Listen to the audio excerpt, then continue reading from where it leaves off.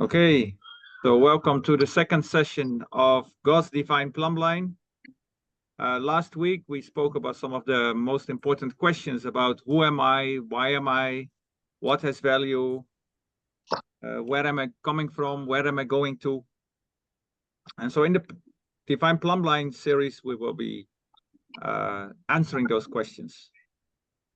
So now, we might wonder, like, why do we have problems in our life? Why are we struggling with sin, with all kind of behavior that brings us into trouble, behaviors that take us away from the presence of God?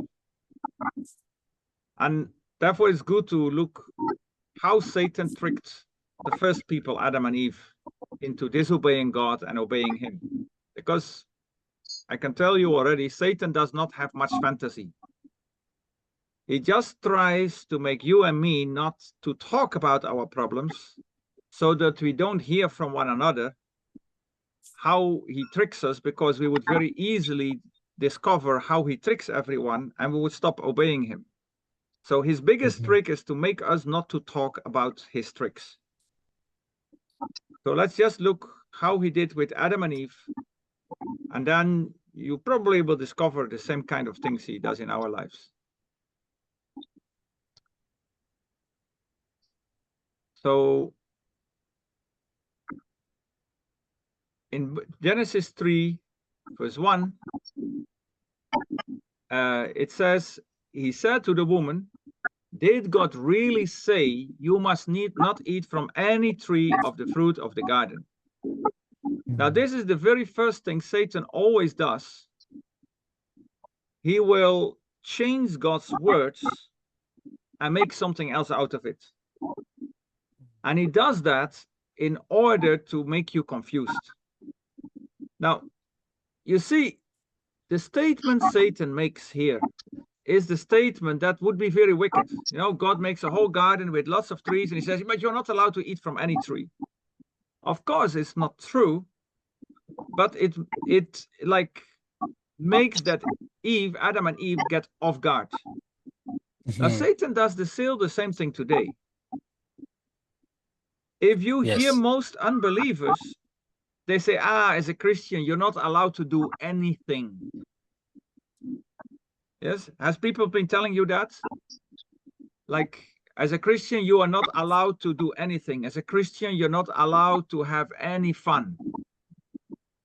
Yes? You see, it's the old trick. The same thing he did with Adam and Eve. You're not allowed to eat of any tree. How wicked is God, that all these good things he doesn't allow you. Now, of course, Eve knew the reality. And so the woman said to the serpent, we may eat from the fruit from the trees in the garden, but God did say, you must not eat from the fruit of the tree that is in the middle of the garden. You must not touch it or you will die. So you see, God did say, and then actually Eve answers correctly, you will die. Now, I have been wondering, when I was a child, I thought, well, God didn't speak the truth, because God did say you will die on that day, but Adam and Eve didn't die. At least I thought. Have you ever wondered that? Do you think, did Adam and Eve die on that day, yes or no? Like spiritually. Exactly. Spiritually, they died. And what made us a living being? In Genesis 1, verse 27, God creates actually the Nishmat Chaim. You know what is translated as the breath, as the breath of life in Genesis 2 is the Nishmat Chaim. So in Genesis 1, verse 27, God creates us in his own image. Now in the book of John, it says God is spirit. So when God creates us in Genesis 1 in his own image, what does he create? He creates our spirit, because God is spirit. Yeah. Then he forms the body from the dust of the ground, and blows the nishmat chayim into that body, and that makes that body a living being. Mhm. You know, they translate the nishmat chayim there with the breath of life. Well, that sounds very nice and poetic, but brings a lot of confusion. Nishmat chayim means the human spirit. So he creates the spirit first, and then he forms a body, and then blows the spirit into the nostrils, and that makes man a living being. Now, we go to another story in the Bible when the rich young man comes to Jesus, and he says, "Good master, what must I do to get eternal life?" Okay, if you say eternal life, are there different kinds of life? You know, if I say, how do I get a red shirt? That already indicates that there are different colors of shirts, yes? Now, if you say eternal life, that means that there is something else than eternal life, yes? Yeah. So it indicates that there is temporal life and eternal life. And in Jesus, his answer to the rich young man, he says, if you want to enter life. Now, if I tell, do I need to tell you how you enter this Zoom meeting? Yes, you need to send the link. But do I still need to tell you now for those that are in the meeting? No. No, because you're already in the meeting. Yeah. So only somebody who's not in the meeting, who's outside the meeting, might ask, how can I enter the meeting? Yes? So when Jesus tells the young man, the rich young man, if you want to enter life, what does that indicate? Yeah, It not in indicates life. that he is outside of life. Yes? Yeah. According to Jesus, Jesus says, man, you are outside of life. What does that mean? It means that Jesus tells him very nicely, you are dead. You are not even alive. You're asking for eternal life, but you're not even alive. You understand? Jesus says it in a very nice way, but he's very sharp. Now, so why is he not alive? Why must we be born again? You know, Nicodemus was struggling with that question. He said, can I go back into my mother's womb and then be born again for a second time? And then Jesus said, no, you must be born of spirit and water. It's our spirit that died that has to be born, that has to come back to life. That spirit, and as Andrew, you said it correctly, died on that very day. What happened the moment that spirit dies? They saw that they were naked. Well, were they not naked before? Were they blind that they couldn't see it? And then suddenly they started seeing it? No. The issue is before, when the spirit was alive, the spirit was connected to God's spirit, was made in God's image, and they were clothed with the glory of the Lord.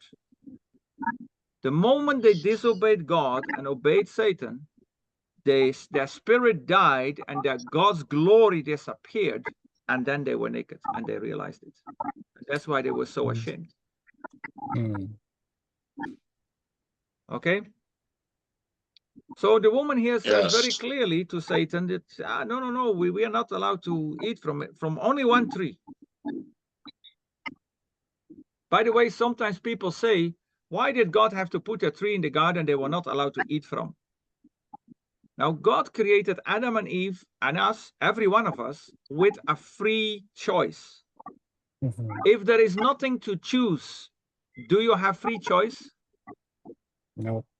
You know, there are all kinds of dictators in this world that have elections. But first they throw all their opponents in prison or kill them.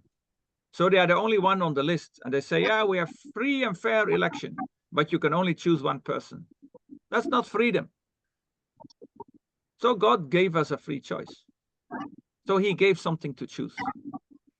So Adam and Eve had the opportunity to say, no, God, we don't want to follow you any longer. So they had an opportunity how to do that. Now Satan comes and says, you will certainly not die. The serpent said to the woman. You see, this is the next thing.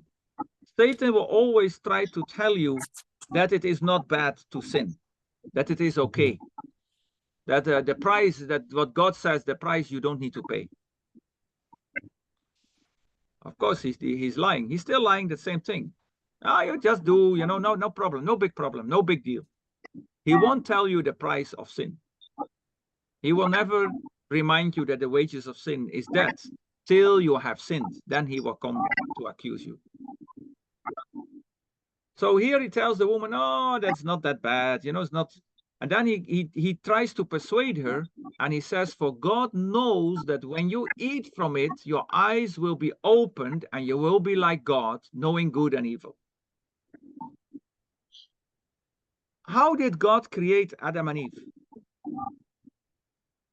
Were they not in God's own image already? Yes or no? So yes, they are in the God image. Yes, so they already were like God. But Satan adds one thing to it. One thing. Knowing good and evil. You see, Adam and Eve knew they were in God's image. But they did not know the difference between good and evil. They only knew good. And you see, later on in the Bible, God still says, be excellent in what is good and be innocent of evil. It's not good to know evil. Let me tell you, the evil I know, I can never unknow it.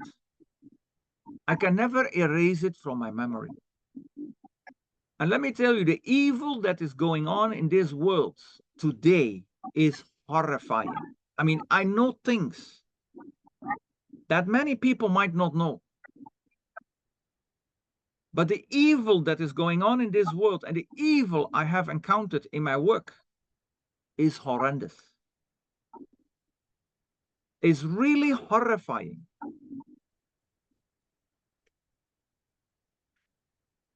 And so God, who is holy, who is good, Adam and Eve were in his image, so they knew good. There was no need for them to know evil. There is nothing good in knowing evil. But Satan brought up that issue because he knew that God had not told them about evil. And by telling them about something they didn't know about, he made them to believe that they were not made in God's image and that God had cheated them and had lied to them. So Satan tries to discredit who is God and make us believe that we are missing out on something. And the only way to get that thing we are missing out on is to obey him. And look what happens. The moment the woman started believing the lie, this is a very important point.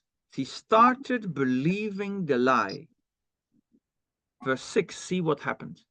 When the woman saw that the fruit of the tree was good for food and pleasing to the eye, and also desirable for gaining wisdom, she took some and ate it. Do you see what happened? Now, I have been in many countries in the world.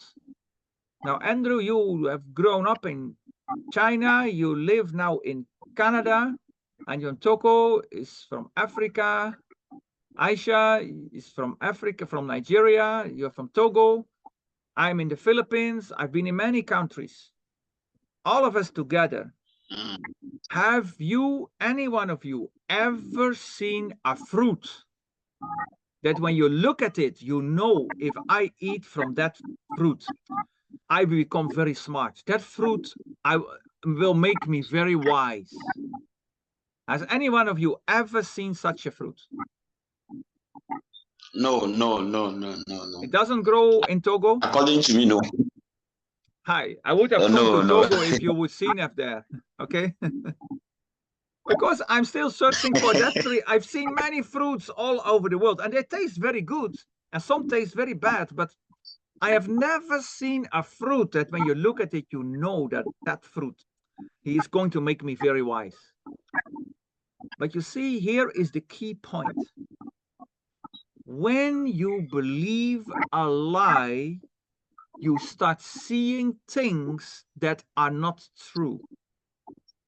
Anyone who does not believe the lie will say that you have gone crazy. How many people do you not see today go into all kinds of immorality? What is the consequence of immorality?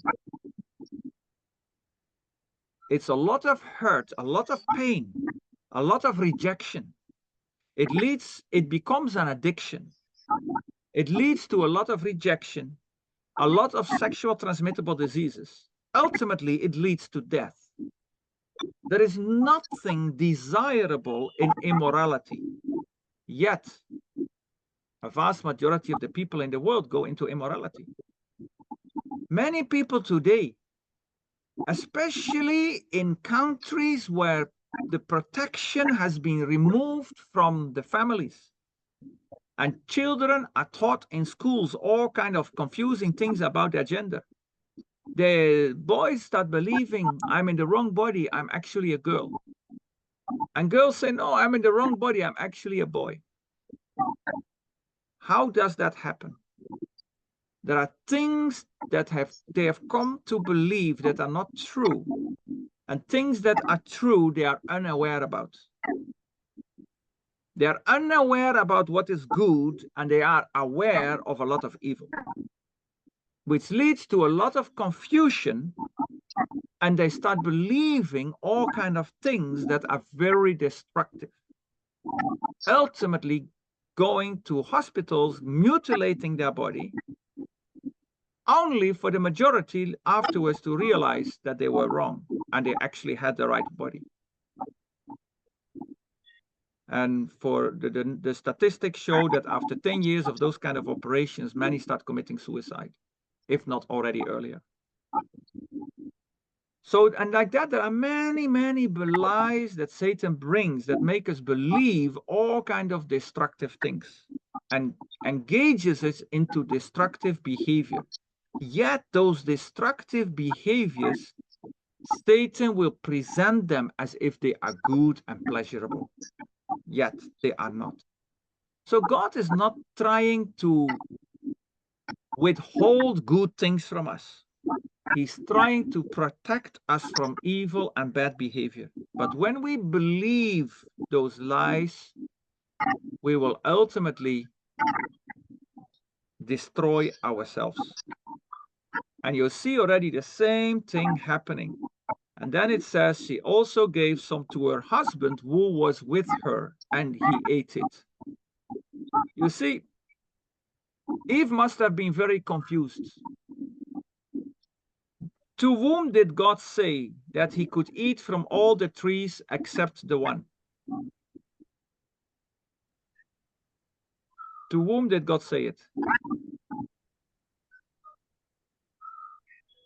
He said it to Adam before Eve was created. So now, where was Adam when this whole issue was going on? He was right with her. And here the snake is telling her all kinds of stories. And next to her is her husband, who had told her, we cannot eat from that one tree, otherwise we will die. Why is Adam not opposing what the snake is telling to his wife?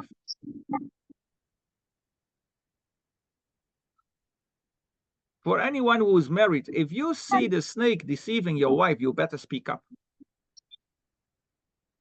And in the same way, I want to say, every woman, if you see the snake deceiving your husband, you better speak up. Okay? Okay. So the same trick Satan is still playing. The first lie, doubt God. The second lie, be confused about who you are yourself.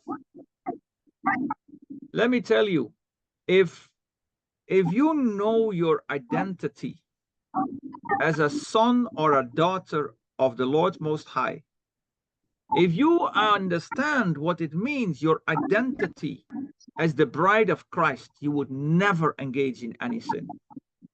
Any sin we commit is because we do not understand who we are. So at this point, I want to share a story of a chicken and an eagle. It's just a nice story. It's not a real happened story, but it's a story that makes the point very clear. You know, there was a farmer who lived in the mountain area. And so one day he climbed high up in the mountains. And high up in the mountains, he found an eagle's nest. And there was a little eaglet in the nest. And the mother had obviously gone out to look for food. And so this farmer, this man, was so excited seeing this little eagle. And he saw the opportunity to have an eagle that would be his own eagle, that he could raise. So he took that little eaglet and put him in his bag and took him down the mountain to his farm. Now then he realized, I need to feed my little eagle. So he decided to put the little eagle with his chicken in the chicken coop. And to his amazement, the mother chicken who had her little chicks accepted the little eaglet and started, you know, taking care of the little eaglet. And so now the little eagle, being with the chickens, he started just doing what the chicken did. And he started pecking the ground to pick seeds. But he was always wondering, why do I look so different? Why do I look so ugly? You know, why is my sound so different? He tried to do bark, bark, bark, but it sounded so different. Like, you know, it sounded so different from the other chicken. And he was wondering, what is wrong with me? Why am I such a funny chicken? Why am I such a crazy chicken? I look so different. But he was just in the chicken den, picking the ground, picking seeds. Only confused about himself. He didn't know who he was. Till one day, the eagles flew over the farm. And they shouted their shouts. And the little eaglet, who had now grown a little bit bigger, he recognized that sound, that it is the same sound that what comes from his own mouth. And he saw those eagles spreading their wings. And he was wondering, you know, because he never learned to spread his wings. The chicken never do it because they cannot fly. And so he started spreading his wings to see what would happen. And to his surprise, as he spread his wings, he started lifting off the ground. And he was shocked because he never knew that he could fly, because the chicken never taught him that he could fly. And so he spread his wings and started flapping them, and he took off in the sky to meet the other eagles that looked exactly like him. And that day he realized he is not a chicken, but he is an eagle. He started discovering from that day onwards what it means to be an eagle. When we live among broken people, when we live among people who engage in all kinds of destructive behaviors because they don't know who they are, they don't understand the incredible value that we have because we are uniquely created in God's image. When we are among people that don't understand, we start behaving just like them, destroying our own lives. Till we realize, when we hear God's voice speak to us, and we realize that that is the voice of our Father, then we start realizing that we are not who we thought we were. And we start realizing that we are a son or a daughter of the Lord Most High. And when we start discovering more and more what that means, automatically our values change, our behavior change, our belief change. And we start living a very, very different life. Like the life of the eagle up high in the mountains is very different from the chicken in the valley in the chicken coop. The chickens are not free, the eagles are free. The freedom that God has given us, that He has prepared for us, is taken away from us by sinful behavior. But Satan will want to make you believe that the sinful behavior is freedom. He twists things around.